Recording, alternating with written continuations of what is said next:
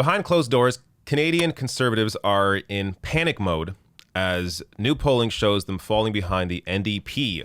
Yes, the NDP in a key metric. Not overall, but in a key metric. So this from Andrew Coyne at the Globe and Mail. The unofficial line is panic. It isn't just that the Liberals hold a substantial lead in public opinion. 6 recent polls put them between 8 and 14 points ahead. Is that the Tories have very little room to grow. A new Abacus data poll finds just 41% of voters would even consider voting Conservative. That's well behind the Liberals at 56%, of course, but it's also behind the NDP at 48%, and it's barely ahead of the Greens at 33%. This shows you the shrinking Conservative base. Now, I will admit, I think part of the problem for the Conservatives right now is that they aren't appealing enough to social conservatives. So I think that is kind of impacting the potential turnout that they may have come when an election is called. But that said, you look at the base of the NDP. It is incredibly young. That base is only growing. Gen Z, millennials, that is a base that is going to stick and grow with the NDP largely. And meanwhile, the Conservatives, they appeal to largely older voters, and that base, of course, is shrinking. So let me show you some more data here, breaking all of this down. So this is the CBC's poll tracker. Liberals right now. So if an election is called, election hasn't been called yet, but it's expected that one will be called sometime this year, likely for the fall. Because the Liberals right now are in a position to potentially form a majority. Right now they have a minority, which, of course, I prefer. But they potentially are on the cusp here of a majority, so they're likely to call an election soon. But you see here, Liberals right now at 35.3%, Conservatives at 28.2%. It looks a lot closer than it actually is when we get lower here. So an NDP at 19.1%. When you get here, it becomes quite clear. Maybe I need to zoom in a little more. That in terms of the projected seats here, Liberals are the only ones that are, even near forming a majority. And right now they're on the line in terms of that. But otherwise, likely minority government here, with Conservatives well behind at 101 and New Democrats, the NDP, at 33. Actually, there's one more thing here. Here we go. So based on all this data that they have, and this, of course, is taken from various polls, what are the chances of each party winning? So there's a 48% probability of the Liberals winning a majority, 45% probability of the Liberals winning the most seats, but not a majority, and only a 6% probability of the Conservatives winning the most seats. So it's not looking good right now for Aaron O'Toole and his Conservative Party. Now, impression of leaders. This one is just bonkers.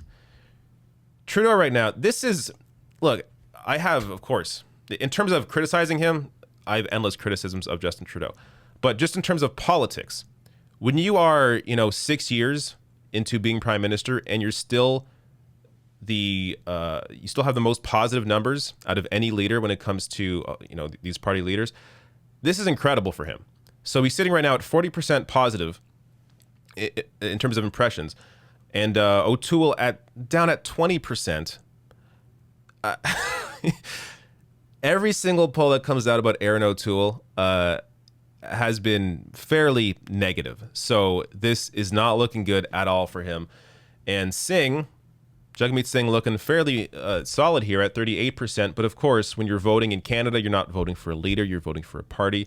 So these sorts of polls don't necessarily translate into the actual results in terms of seat projection and who forms government. So even though 38% is a good number here, it's not likely going to turn into a situation where they're the opposition. But you never know. Crazier things have happened. And you have here Enemy Paul, Green Party leader, down at 15%. There's a lot going on right now with the Green Party. I think I'll touch on that in my wrap-up segment, so you can check that out. But at this point, it's almost a foregone conclusion if there's an election this year that Liberals, they're either going to form a majority or keep their minority. So we'll see what happens. But Right now, looking pretty good for them and looking horrible for the Conservatives. Last thing here from David Coletto at Abacus Data says back in 2015, the Liberal majority was pushed along by a spike in youth voting and big support by under 30s for Justin Trudeau.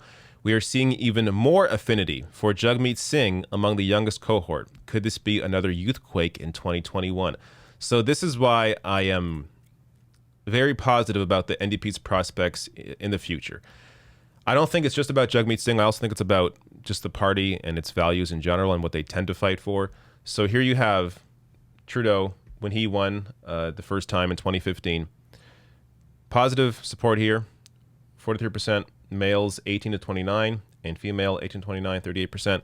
And Jagmeet Singh is doing even better than Trudeau did when he won that first election. So Jagmeet Singh here, June 2021, male 18 to 29, 55%. Incredibly good numbers here for Jagmeet Singh. And female 18 to 29 at 56%, similar. So here you have incredible youth support for Jagmeet Singh and the NDP in general. This is going to, they're not going to form a government this year, but this will keep them going. And this is only going to, I think, improve for them going further. As we look at whether it's climate change, whether it's wealth inequality, there really is only one party that is seriously addressing these sorts of economic issues, and that is the NDP. And, to be fair, the Greens at times as well address those, but it really depends on who the MP is. Annamie Paul, not a huge fan of her as Green Party leader, though I do like Paul Manley. I like Elizabeth May. So the Greens right now are going through a moment. I don't think they're going to really make any noise anytime soon because of that. So because you have a Green Party that is kind of losing or staying the same in terms of their support, Conservatives dropping support, Liberals still holding on to support, but not holding on to the youth the way they used to, I think you're going to see the NDP, if they don't, grow substantially this election, in the next several years, I think you will see the NDP continue growing, and at some point, they're going to be a force to reckon with.